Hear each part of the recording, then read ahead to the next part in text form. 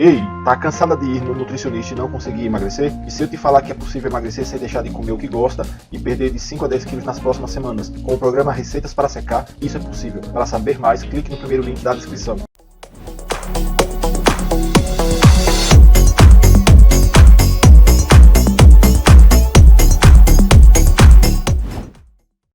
Quando eu observo as pessoas, né, eu vejo que existem algumas motivações.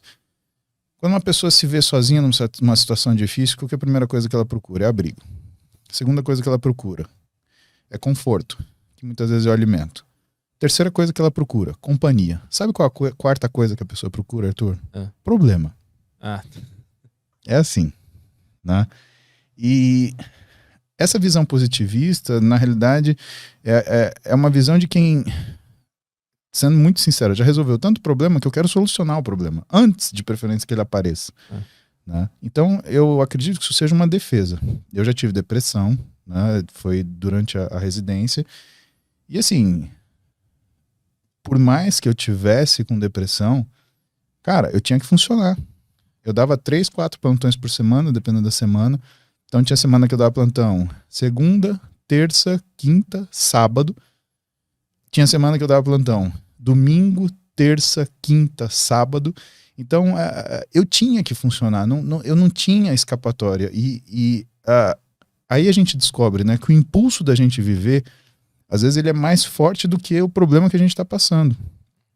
Principalmente porque, e aí eu acho que é um traço específico da medicina, né? Você atende gente que teoricamente está precisando mais de você do que você mesmo.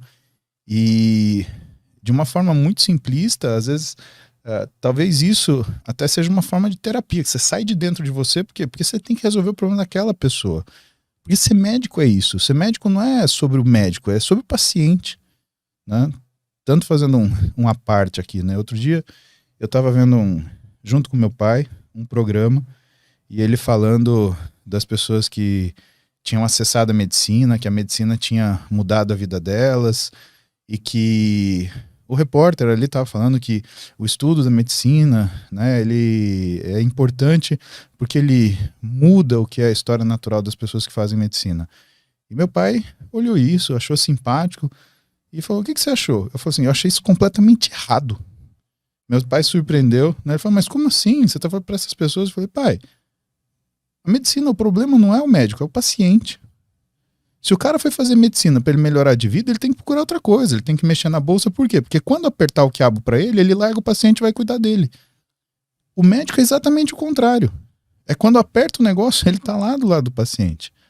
É o cara que tá lá na madrugada, movido por café e às vezes um pouco de destemperança, porque ele precisa dar conta daquilo. Então não dá para você ter essa relação de medicina ser uma forma de escalada social ou financeira ou qualquer coisa assim.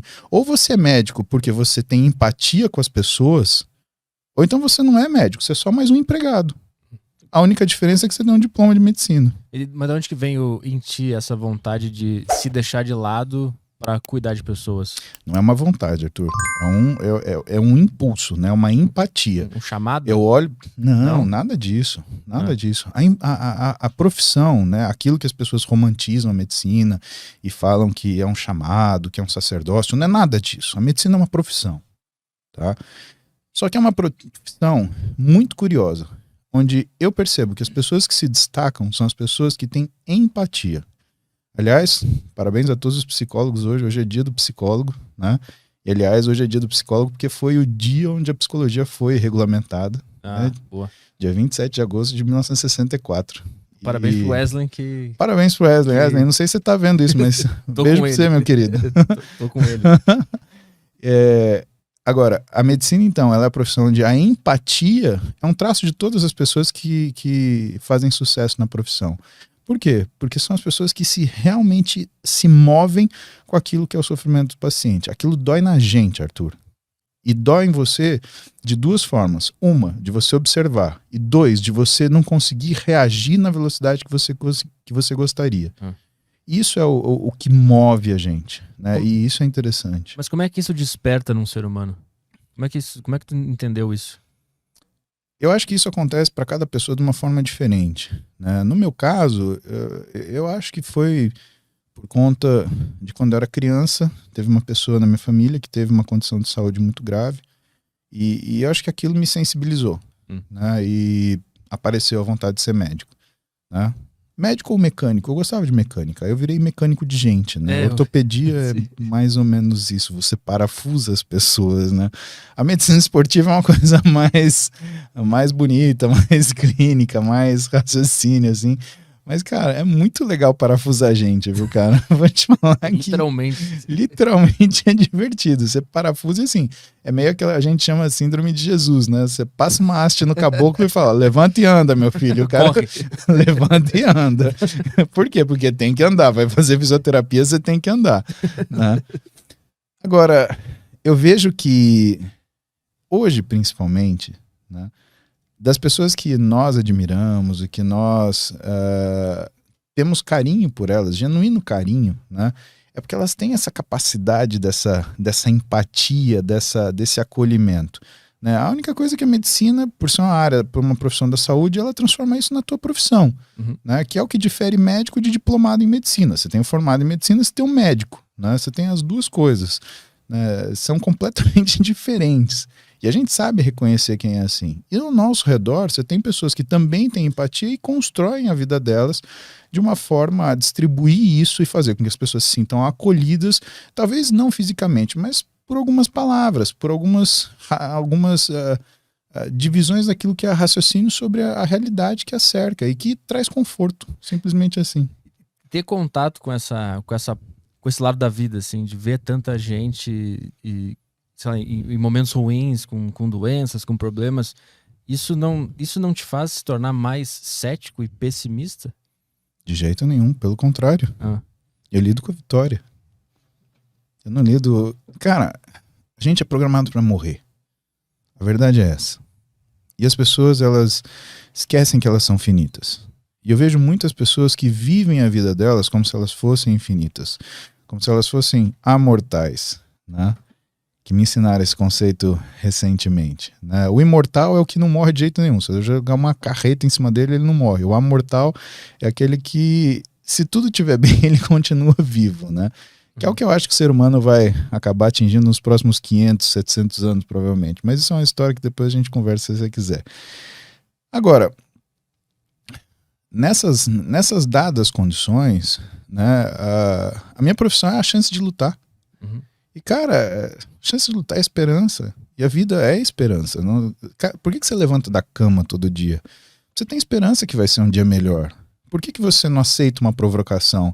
Porque você tem esperança que você vai ser respeitado. Por que você, né, vai e trabalha e faz uma coisa que você gosta, mas você está cansado? Porque você tem esperança em você ter um resultado daquilo que te traga alguma satisfação ou recompensa, que seja da forma que for, satisfação pessoal ou financeira, tem nada de errado com isso, né? Porque a gente tem esperança, o ser humano é um ser que vive de esperança, e não adianta falar que não, né? Porque mesmo as pessoas que são mal direcionadas, aquelas que têm má intenção, que você percebe que são pessoas realmente, porque eu acredito em pessoas ruins, eu não acredito em ninguém pior do que ninguém, Arthur, mas eu acredito em gente ruim. Gente que faz coisa ruim e que consistentemente é ruim, né, perniciosa para outras pessoas e para a sociedade. Mesmo essas pessoas, elas têm esperança. E elas têm esperança que seja, por exemplo, se segurar no poder. A gente não compreende isso, porque não é um valor nosso. Mas essa pessoa tem esperança também. Vai tentar tirar o poder dela pra você ver como ela se agita e se rebola inteira. Inclusive, acho que um ato de maldade é um ato de esperança daquela pessoa que tá cometendo aquela maldade, né? Exatamente. Ela tem esperança que aquele ato deixe ela bem ou a traga ideia uma dela, recompensa, que aí são a questão dos valores, né? Cada um tem o seu valor e às vezes a gente, né, acha que a gente pode julgar o valor do outro. Não pode, né? O que a gente pode fazer é se afastar. Né? Você se afasta daquilo, isso daí não funciona. A única coisa é, quando é uma coisa que você não consegue se afastar e que isso afeta a sua vida, aí o ideal é você combater. Por quê? Porque do mesmo jeito que você está sendo agredido, muita gente vai ser. Gostou desse corte? Se gostou, dê o seu like. Se você ainda não é inscrito no canal, inscreva-se. Aproveite para compartilhar esse e outros vídeos do canal, pois assim nos ajuda a trazer mais e mais vídeos. Contamos com você!